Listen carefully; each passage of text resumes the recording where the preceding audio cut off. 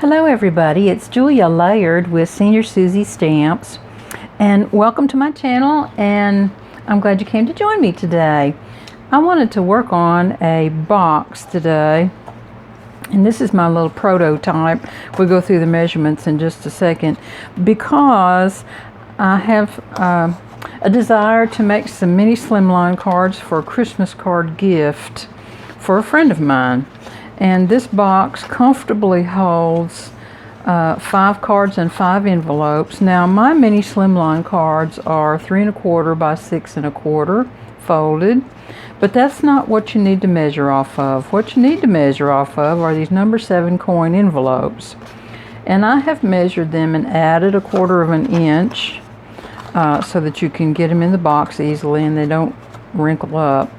And the top box measures 5 3/8 by 8 3/8, scored at 3/4 on all 4 sides. The bottom box is 5 1/4 by 8 1/4, and again scored at 3/4 on all 4 sides. So you can get a box out of one piece of 8 1/2 by 11 heavyweight cardstock. Now I've gone ahead and sprayed this with some of my diluted Melon Mambo and lime green ink spray that I've got mixed up because I want to put a paper napkin or serviette on the outside of the box, and then I think I'll use these other images to make the Christmas cards that go inside the box, if that makes any sense. One of the reasons why I wanted to do the mini slimline is because this box will fit in this mailing envelope, which is 6 by 9, and it slips right in there very nicely. And then if you're mailing cards to someone, you've got an easy ship package that's good to go, and your cards are protected inside, and then when they open it up, they've got a nice little box to keep them in. The other reason that I wanted to do my mini slimlines is because I have pulled Stampin' Rounds off the rounds, and I've got a bunch of nice Christmas ones that I want to try and use this year. This is the first year I have those, and so I thought it would be fun to use some of them, and that's why I got started on the mini slimline cards. So let me set this out of the way, and I'm going to go ahead and cut this. And the first cut is 8 3/8 by 5 3/8. So I'm going to cut the 5 3/8 first. And now, you know, this is 5, 5 1/4, 5 1/2. Well, 3/8 is halfway between these two marks right here. So that's what we're going with. And I want to get it good and straight. And I use my gauge line here all the way up. Now this paper is a little bit warped because I put the wet spray on it just a little while ago. It is completely dry, but it is a little warped, and it'll straighten out once we get the box made. And so now I want to make the other cut at 8 3/8, and it won't work on this. So this is what I'm going to do. I'm going to set that in there, and I'm going to get my little gauge out and put it at 4, because I know all I need to take off of this page is 1/8 of an inch, because it's already 8 1/2. I want 8 3/8. So all I'm going to do is to move my little gauge down 1/8 of an inch and cut. And there goes my 1/8 of an inch. Now let's do the bottom, and it is 5 1/4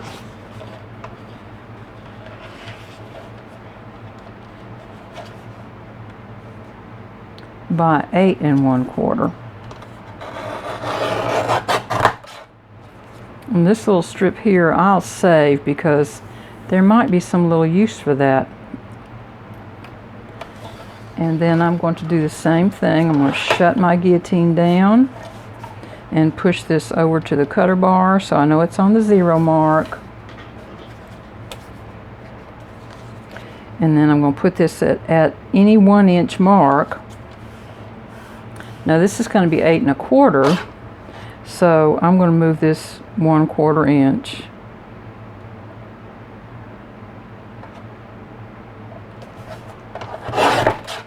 And there we are, good to go. So I'm going to go ahead and make the bottom.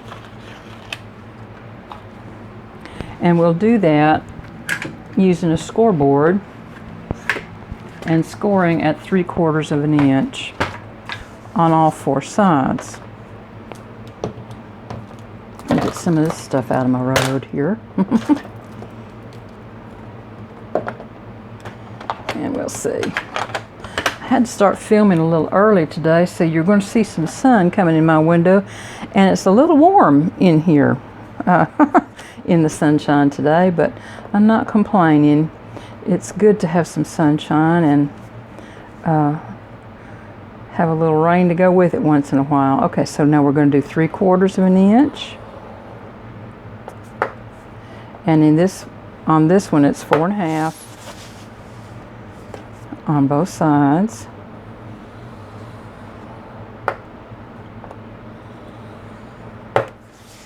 And then this is 8 1/4, so that'll be 7 1/2.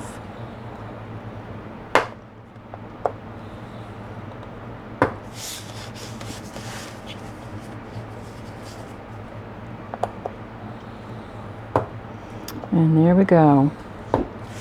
And you know how to make a box. We're just going to trim this out and fold the corners in. And I'm going to use my scissors to do that.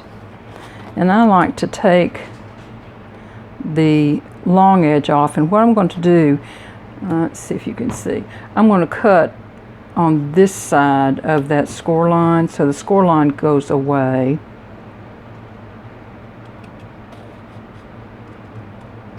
And then I'm going to angle in, and I'm going to dog ear this one as well, and then we're going to do that on all 4 sides.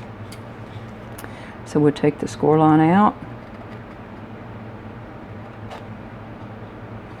and then make a dog ear, and all that dog ear does is to help you when you turn your corner in so that you don't have anything bucking up on it. Because sometimes when you turn a corner in, if you haven't made your cut just exactly perfectly square, then it kicks the outside edge of what you're turning in up, and you don't want to have to fool with all that. Now, boxes are really, really easy to make, and I hope if you have not made any boxes that you'll try and make some, because they're very, very easy to do. Now, I am going to go ahead and fold and burnish my edges here. And I'm using a Teflon bone folder so it won't leave any shiny marks on my box.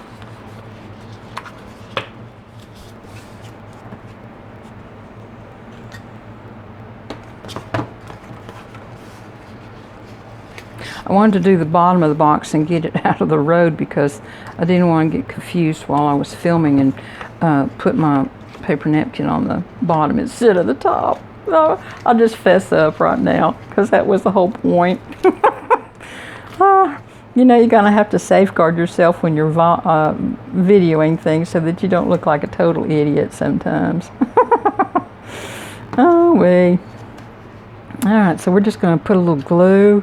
I'm just using art glitter glue.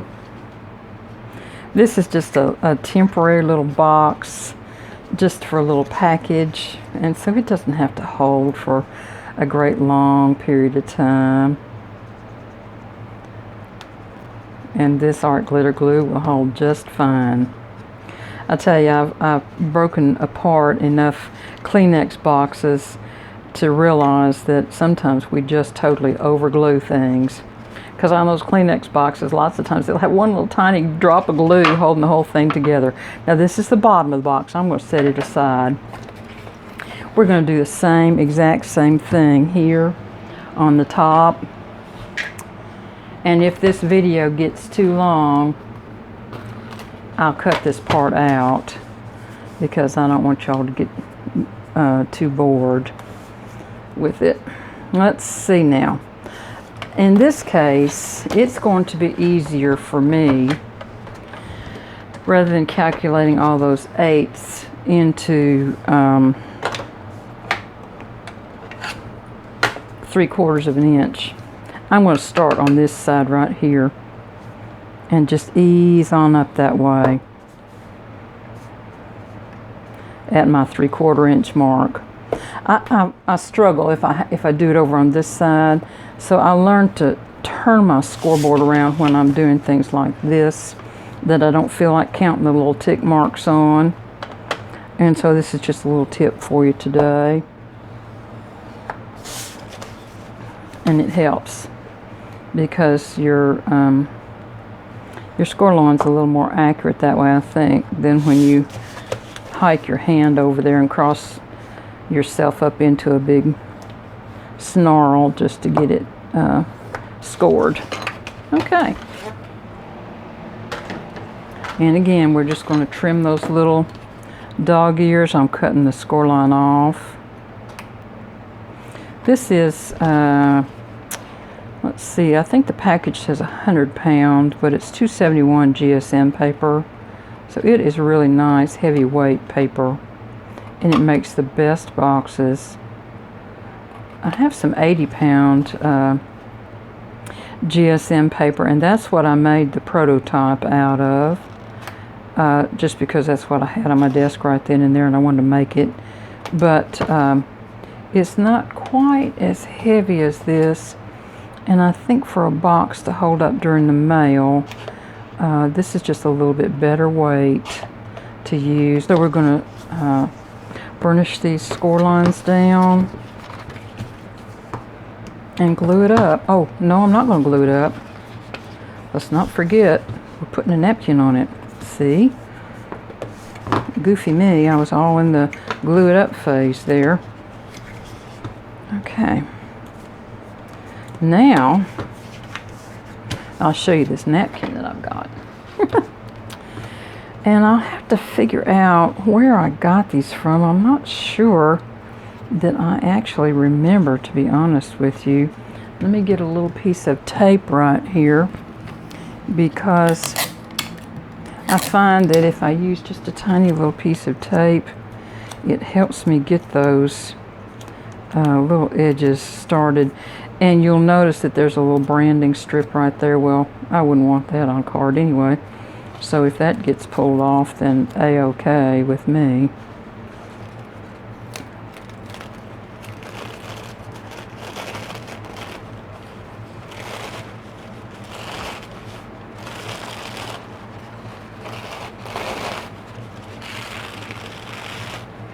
And there's the first sheet. And I don't know. I think these are supposed to be 3-ply. Yep, there they are. Sure enough. Glad I checked that. I always try to buy 3-ply napkins. That way I know that they've all got 2 layers to come off. And it's a lot easier. Now I'm going to take this napkin and I'm just going to trim this little corner off here.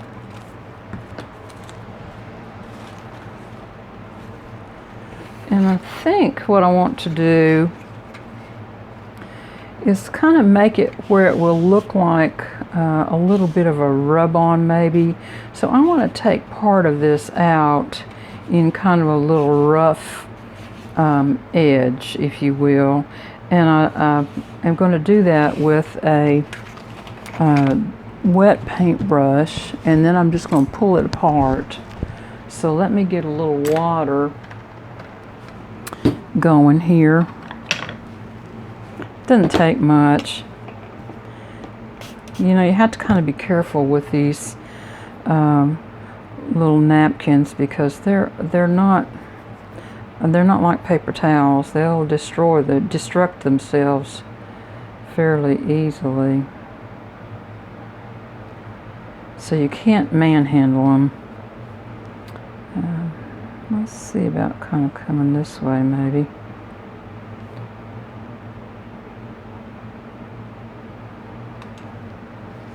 There. And now then, all I'm going to do is just separate.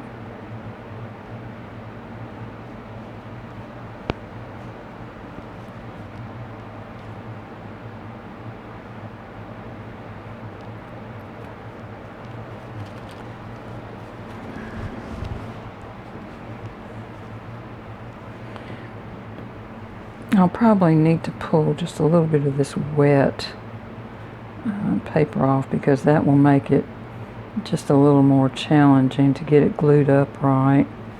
So let me do that right quick.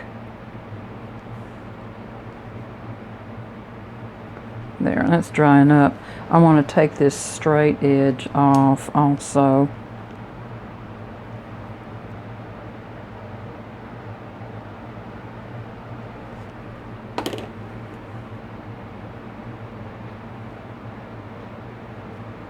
There. Now that looks kind of more like what I had in mind. And so I'm hoping that something like this will be really pretty on that box.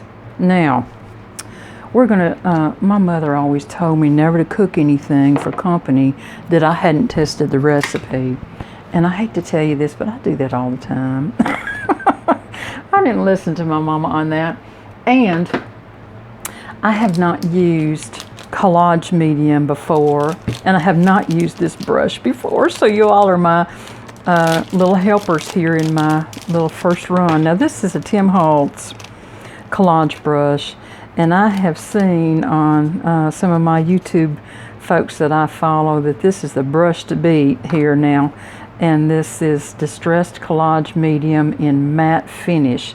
And what we're going to do is to put a coat down and then put the napkin down and then put another coat on top to seal it down good. I kind of wish I hadn't put those score lines in, but they're there. And what I don't want to do is wrap my napkin around the score lines too much because I'm not sure exactly how well those will bend. So let's get started and we'll see how this actually turns out. Because like I said, I'm not real familiar with this product. But I have it on really good authority that this is the product to use. And especially with that kind of torn edge, I couldn't figure out how I was going to get my glue stick to really work well on that. Okay, so there's that.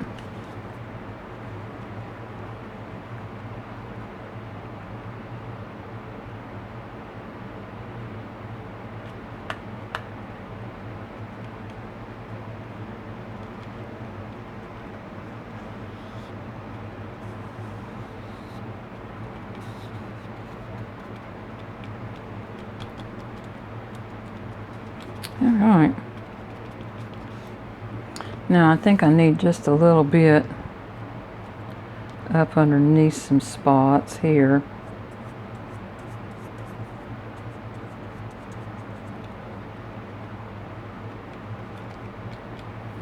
And over in here. Now I wasn't going to make these cards today. I just really wanted to do the box so that the video wouldn't be so terribly long for you all. And I hadn't seen a box made with a torn napkin, so I thought I would try one and just see how it did. Now what I am going to do is to flip this over, and it may be a mistake. I'm going to flip this over and rub it down so that that napkin has got good adherence on there.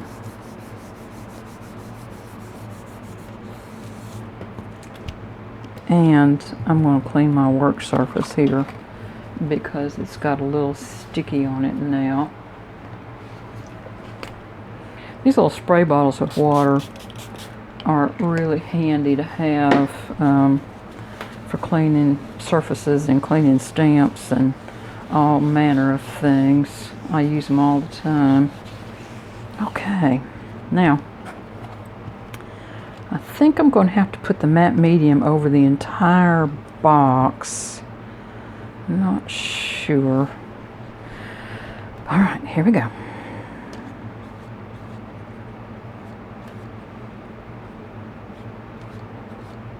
You have to be really, really easy doing this top layer because you can reach down there with that brush if you have a coarse brush or if you have a heavy hand and tear your napkin. And of course you don't want to do that at this stage, heavens.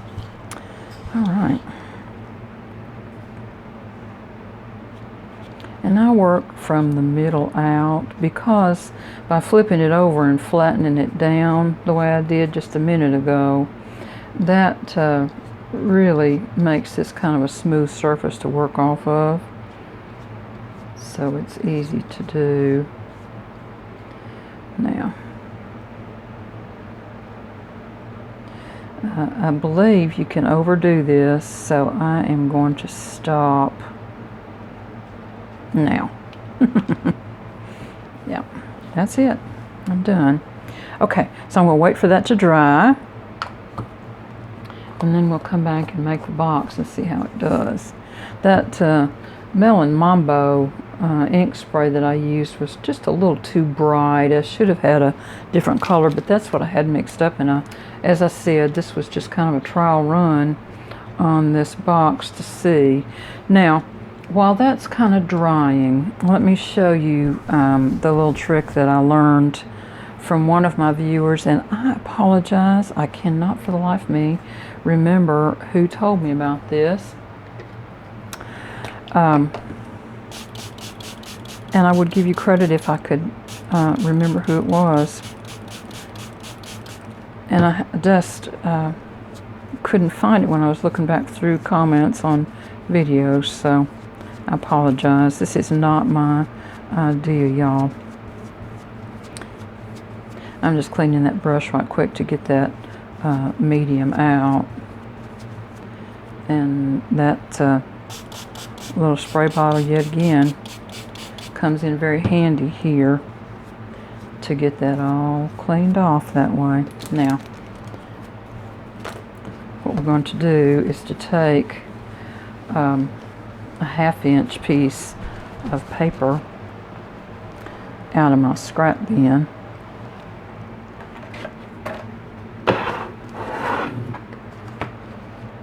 And I think this might be a 1/2 inch, but this is kind of a lighter weight paper.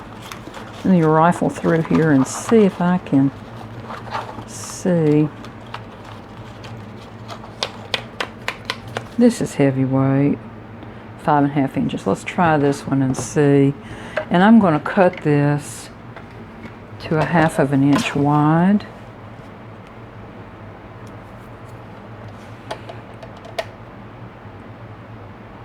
And I'm going to make a spiral out of it.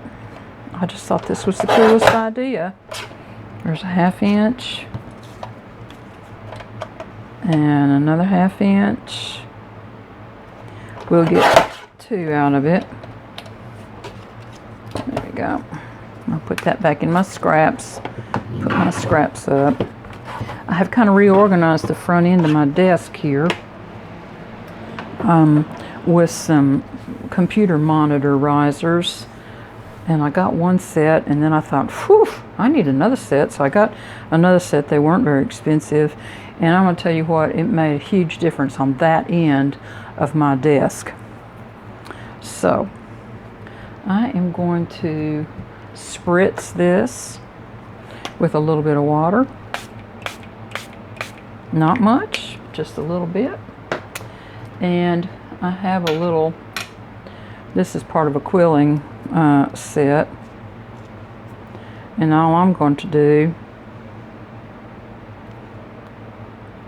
this particular tool doesn't have the